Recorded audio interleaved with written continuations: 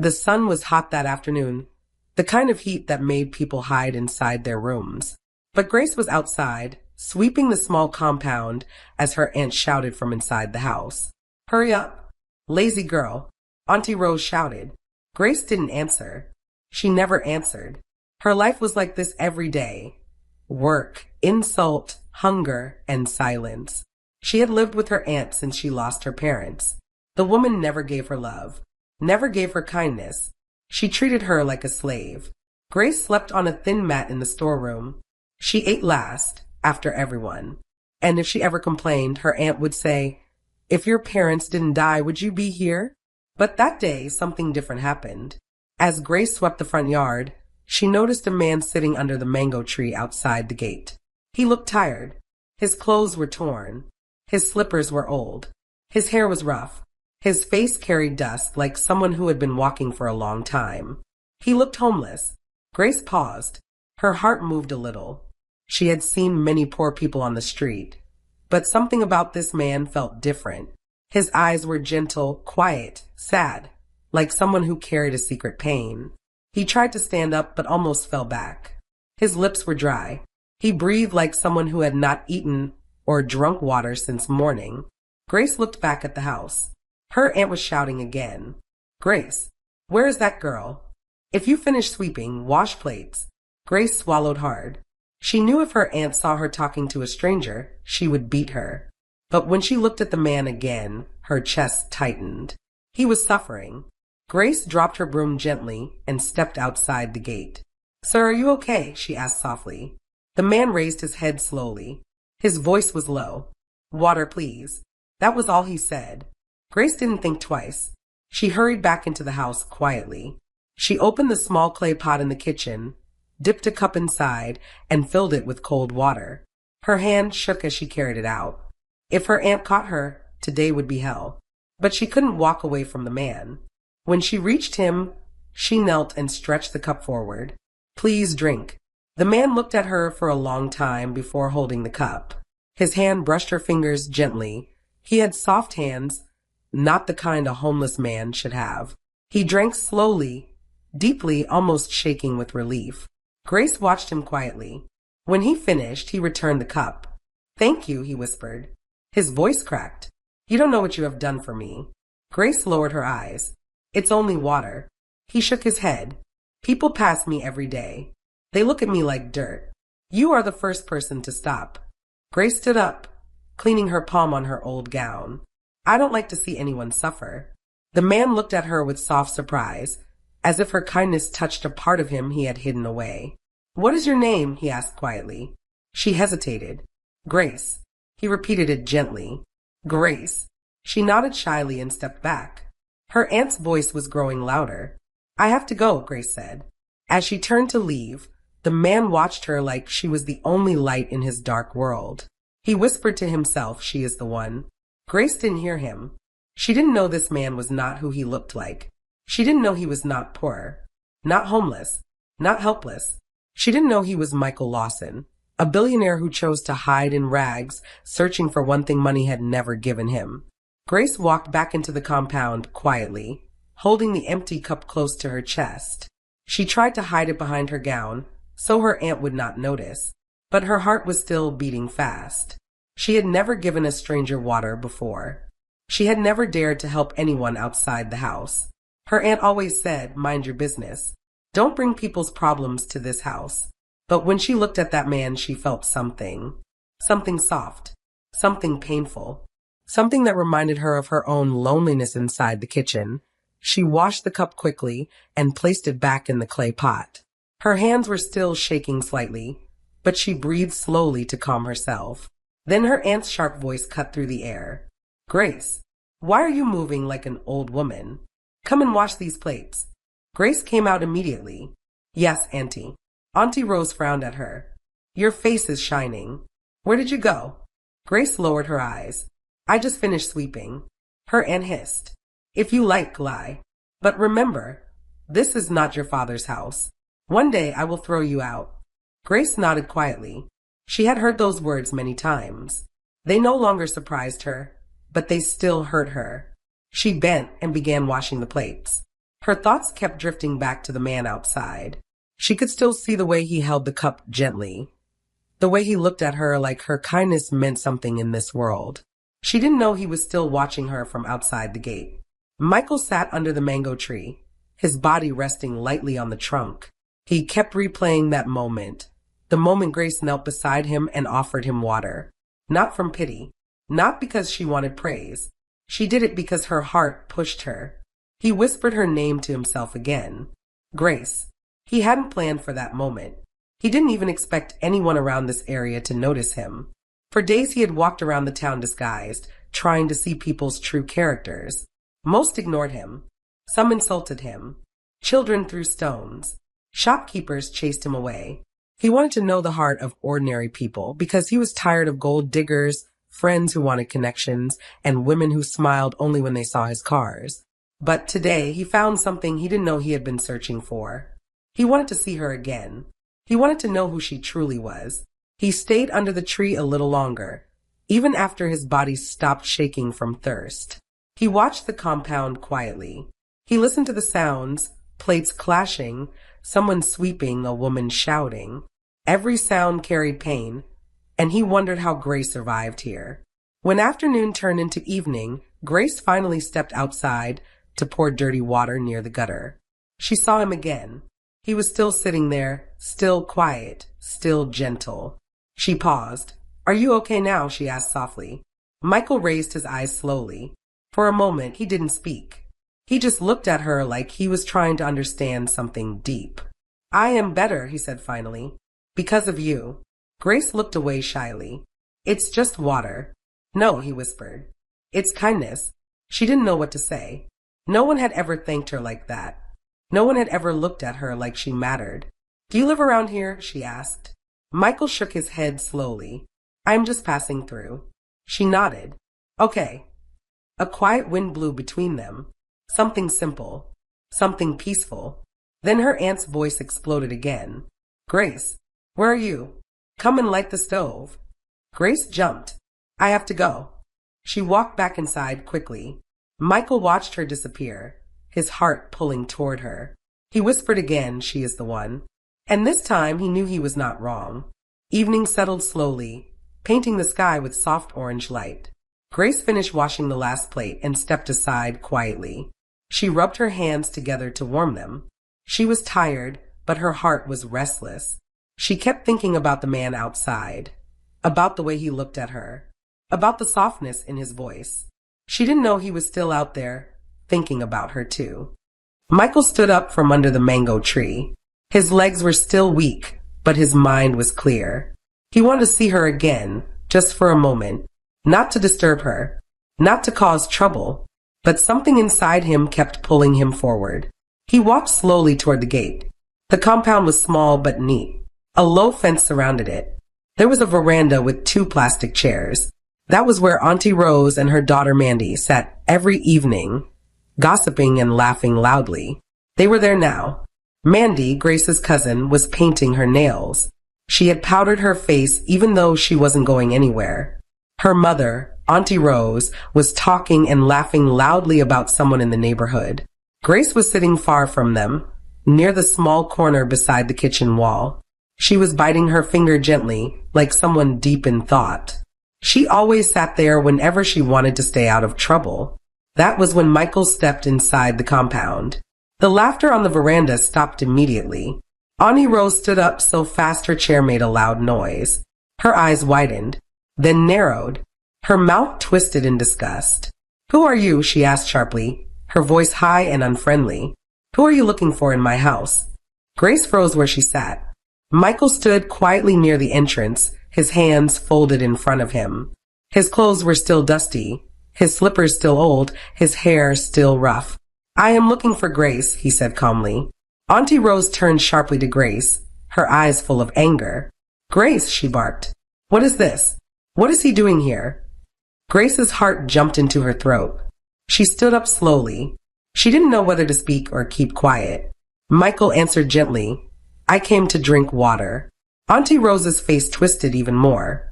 "From where?" she asked, stepping closer to him. "Did she call you? Did she invite you? Who sent you to my house?" Michael kept his voice soft. No one sent me. She helped me earlier. I was thirsty. Auntie Rose hissed loudly, turning to Grace again. So this is what you are doing now. You are bringing useless men to my house. She pointed at Michael from head to toe. Look at him.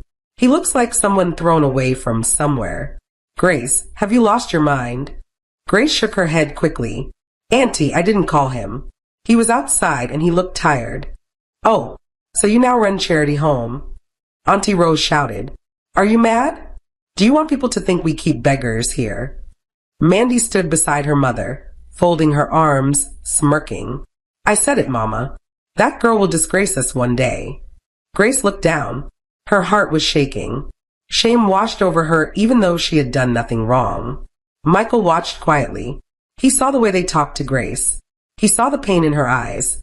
His own heart tightened. He stepped forward gently. Please don't shout at her, he said softly. She only gave me water. Nothing more. Auntie Rose hissed again. She shouldn't have. Go outside and die of thirst if you want. Don't come inside my compound. Grace looked up sharply. Auntie, please. Shut up. Auntie Rose snapped. You have no right to talk. Then she pointed at the gate. Leave my compound. Michael's jaw tightened, but his voice stayed calm. I will go, he said. But before I leave, thank you for raising Grace. Auntie Rose frowned. What nonsense is that? Michael looked at Grace with soft eyes. She has a good heart, he said quietly. A rare heart. Grace's breath caught. Auntie Rose hissed loudly. She has nothing. Leave here before I call people to drag you out. Michael nodded gently and turned to leave, but his eyes met Grace's one last time. The gate closed behind Michael, and his footsteps faded slowly into the evening. Grace stood still, her fingers shaking. She wished she could disappear into the ground. Her heart beat hard against her chest. She knew what was coming. She knew her aunt would not let her rest. Auntie Rose turned slowly, very slowly, as if gathering her anger like fire waiting for dry wood. Then she exploded. So this is what you have become, she shouted, her voice echoing through the compound. A useless girl following useless men. Grace lowered her head. Auntie, I didn't. Shut up, her aunt screamed, pointing a stiff finger at her. Don't talk when I'm talking. You think you have grown wings, ABI? You think you can bring any foolish man into my house? Grace swallowed painfully. Her throat felt tight. I didn't bring him. Keep quiet. Auntie Rose stepped closer, her face full of anger. Since morning you have been walking around like someone that lost her brain. What were you thinking when you gave him water? Are you mad? Did you ask me first? Grace shook her head slowly. Tears filled her eyes. He looked thirsty. And so her aunt shouted loudly. Is he your father? Is he your brother?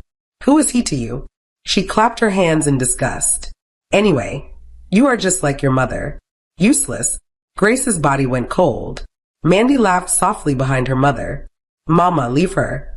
She wants to impress poor men. Grace felt her chest tighten. She bit her lip to stop tears, but one still escaped and rolled down. You are giving things out without my permission. Auntie Rose continued shouting. In my house? My food? My water? My cup? Are you mad? Grace shook her head again, crying quietly. Auntie, it was only water. That is not your problem, her aunt snapped. From today, no food for you. She raised her voice even higher. Do you hear me? No food. Grace gasped softly. She was already used to hunger, but hearing it like a punishment burned her inside. And you will sleep outside tonight, her aunt added sharply. She pointed at the small storeroom where Grace usually slept. You will not step inside that place. Useless girl. Since you like staying outside, stay there till morning. Grace's tears dropped faster. But Auntie, please, the night is cold. Let it be cold, Auntie Rose shouted. Maybe the cold will rearrange your brain. Mandy laughed again, enjoying the scene. Auntie Rose continued, if you try this nonsense again. She raised her hand dramatically. I will send you where your parents are. Grace felt her heart stop for a moment. Her voice broke. Auntie, please don't say that. Why not? Her aunt hissed. You want to follow the road your useless parents followed? I will help you. I will personally send you there.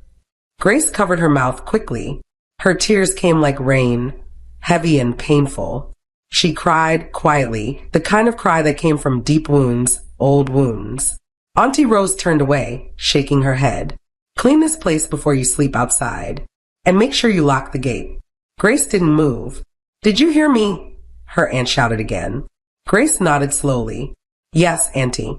Then, without looking at her daughter anymore, Auntie Rose entered the house with Mandy.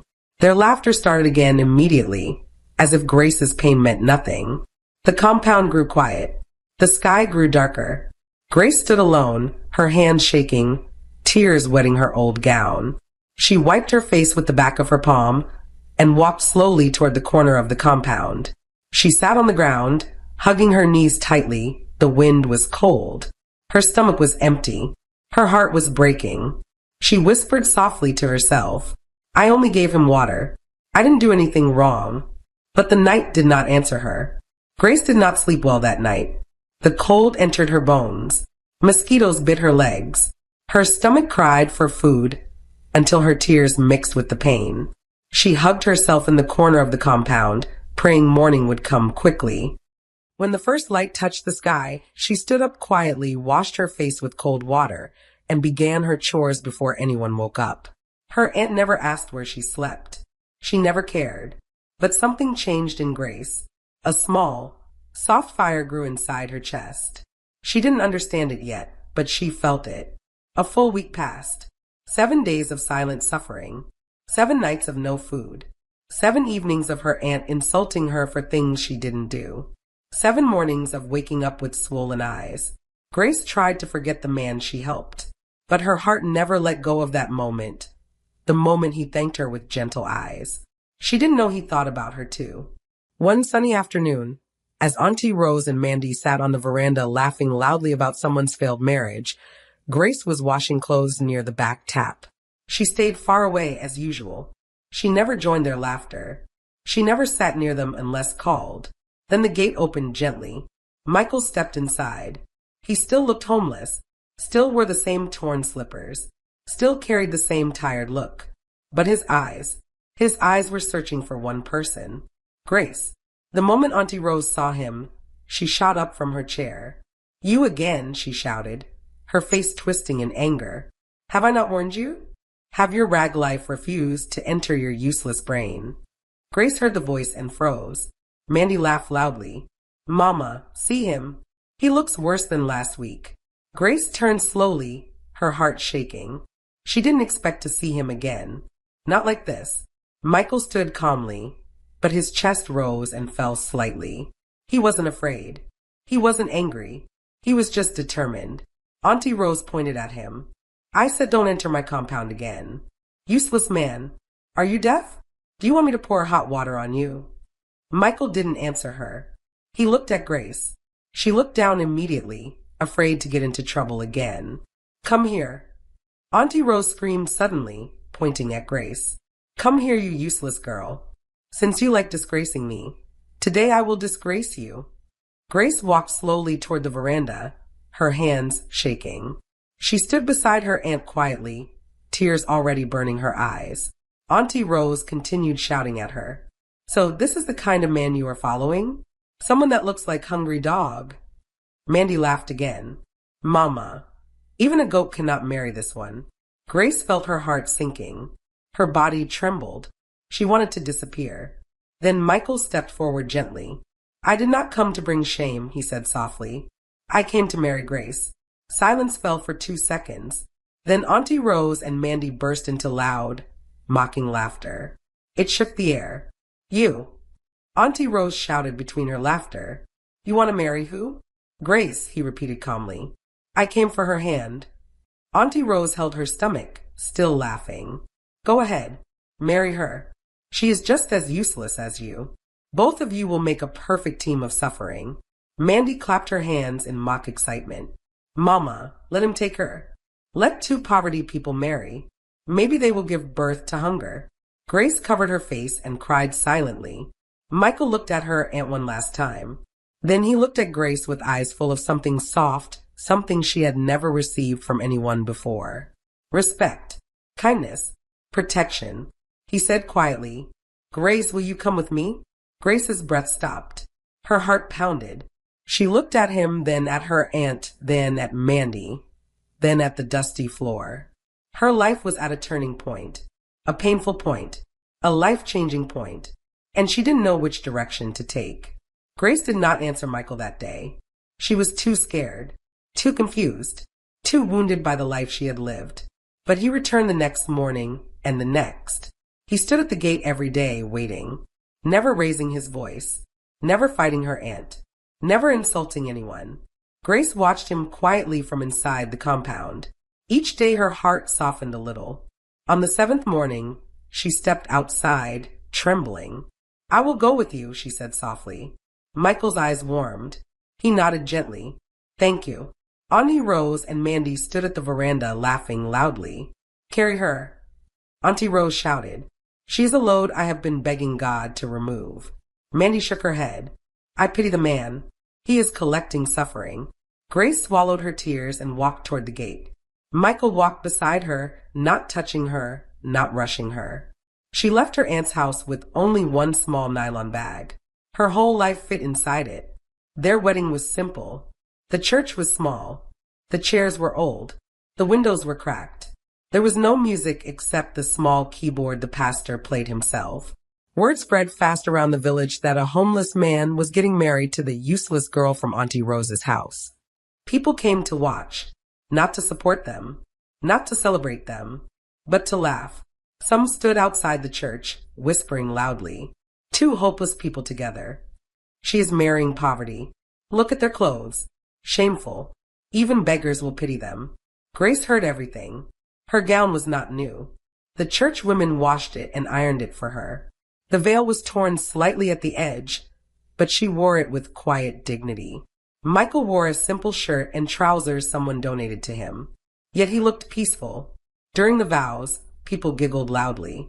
When the pastor said, "You may now kiss your bride," someone shouted from the back. Hope the hunger in their mouth will not choke them. Laughter filled the church. Grace looked down, tears dropping on her hands. Michael reached out slowly and lifted her chin. His voice was soft. "Grace, look at me." She raised her face, trembling. He smiled gently. "You deserve peace. You deserve love. Forget every voice here. Just hear me." Something inside Grace softened. For the first time in her life, someone spoke to her with care. He kissed her forehead, a soft, respectful kiss. Someone laughed loudly. Another person clapped mockingly. Mandy's voice echoed in the crowd. "Carry her, Willow. You too will eat suffering." Grace's heart burned.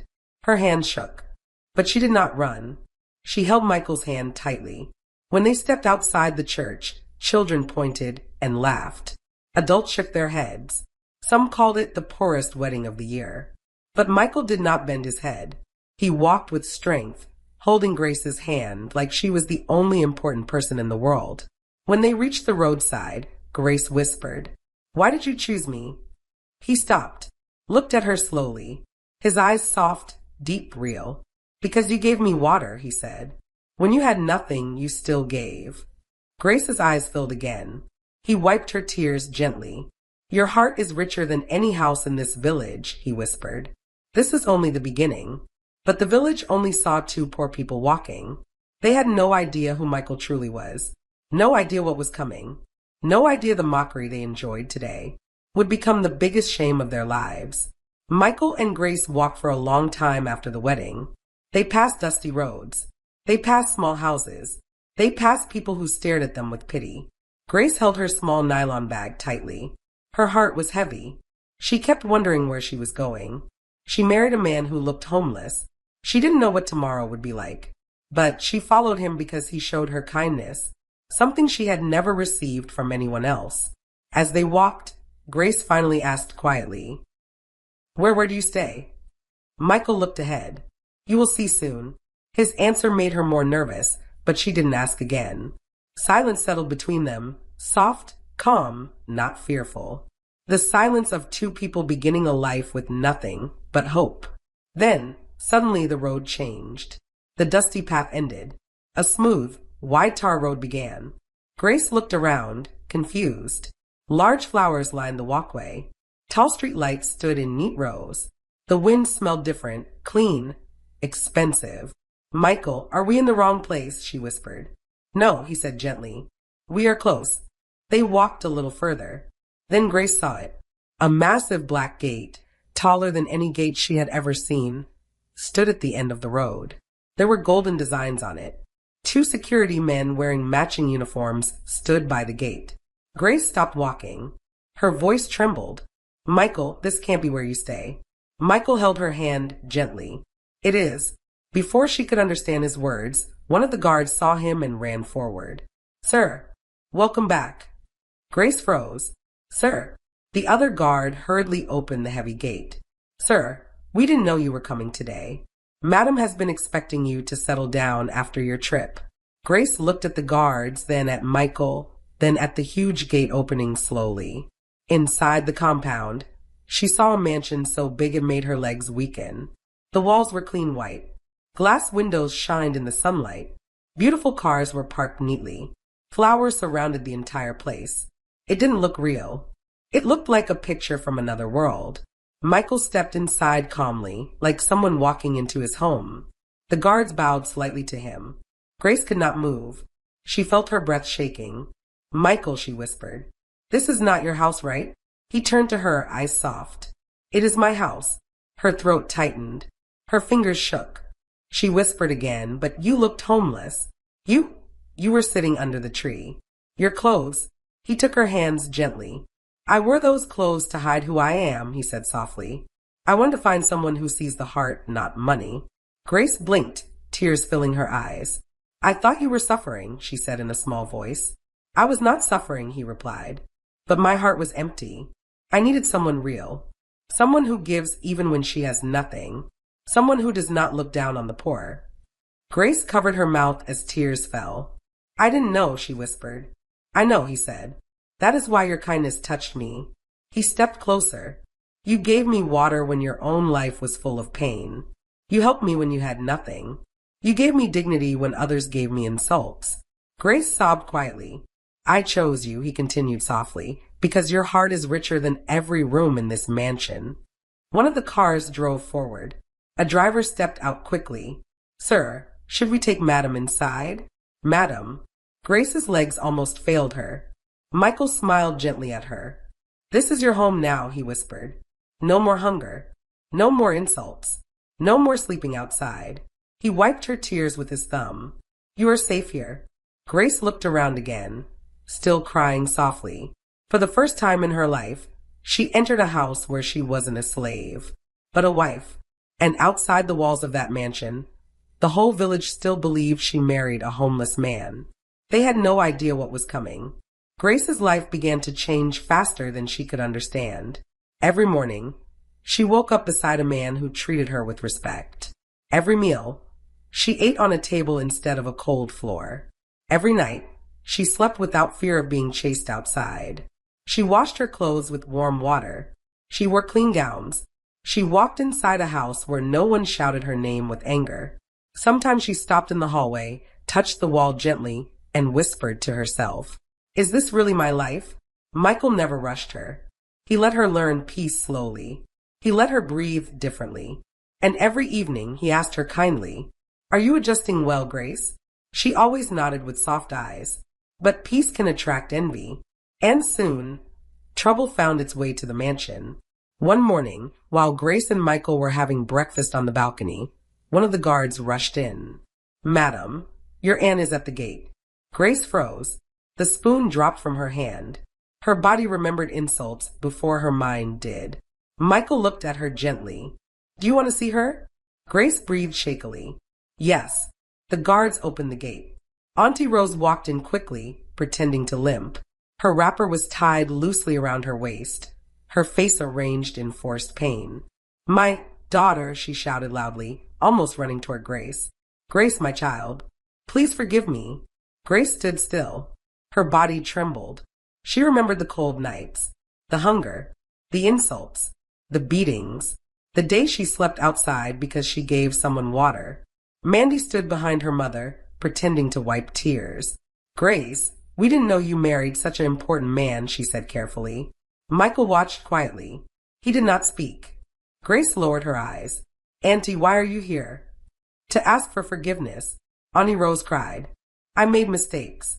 I treated you badly. But you are still my blood. Please forgive me. The words sounded heavy but empty. Grace could feel they were not real. But her heart was soft. She didn't like holding pain. She stepped forward slowly and hugged her aunt. I forgive you, she whispered. Auntie Rose stiffened for a moment, surprised, then recovered and hugged her tightly. Mandy smiled small, but her eyes were full of calculation. Grace allowed them inside. She gave them food. She showed them the guest room.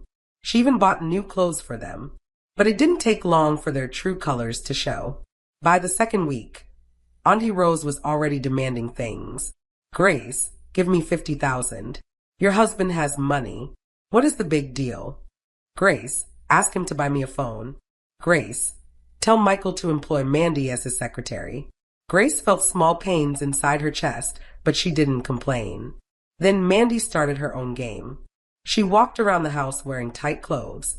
She wore heavy perfume. She looked at Michael longer than normal. She laughed loudly anytime he entered a room.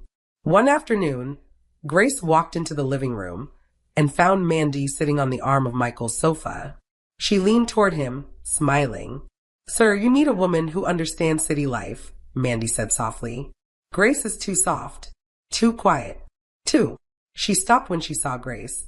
Grace stood still. Her heart broke slowly. Michael stood up immediately. Mandy, he said, voice firm. Leave my space. Mandy rolled her eyes. Why? It's just a conversation. Or does your wife control you now? Michael said nothing, but his face changed. That night, he called the guards. The next morning, he sat Auntie Rose and Mandy in the living room. Grace stood quietly beside him, her fingers shaking. Michael spoke calmly. You came here because Grace forgave you, he said. But instead of peace, you brought greed. Auntie Rose tried to interrupt. Michael, please. He lifted his hand slightly. She went silent. He looked at Mandy next. You disrespected my wife. You tried to confuse me. You used her kindness to enter this house and bring trouble. Mandy folded her arms angrily. And what will you do? Send us away. Yes, Michael said simply. Auntie Rose gasped. Mandy stood up sharply. You can't send us out. Auntie Rose cried. We are her family. Michael replied calmly. Family does not destroy peace. The guard stepped forward. Grace cried quietly. Auntie, I forgave you, but I cannot let you break my home. Auntie Rose shouted her name, but the guards led them outside. The gate closed. The compound became quiet again. Grace turned to Michael slowly. I'm sorry, she whispered. He touched her cheek gently. You have nothing to be sorry for, he said. You opened your heart. They tried to break it again. But this time you're not alone. Grace leaned into his chest, tears falling softly. For the first time in her life, someone stood behind her. For the first time, she was protected. For the first time, she felt safe. Michael held her tighter. This is your home, he whispered. And no one will ever take your peace again.